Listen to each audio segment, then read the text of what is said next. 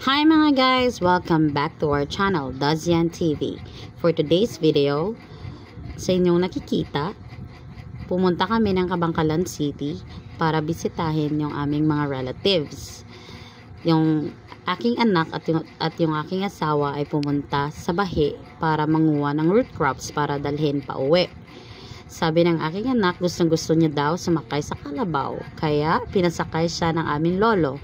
So, as you can see, hindi pa siya masyadong marunong magdala ng kalabaw. Mabuti na lang, in-instructionan siya ng lolo namin on how to ride on it properly.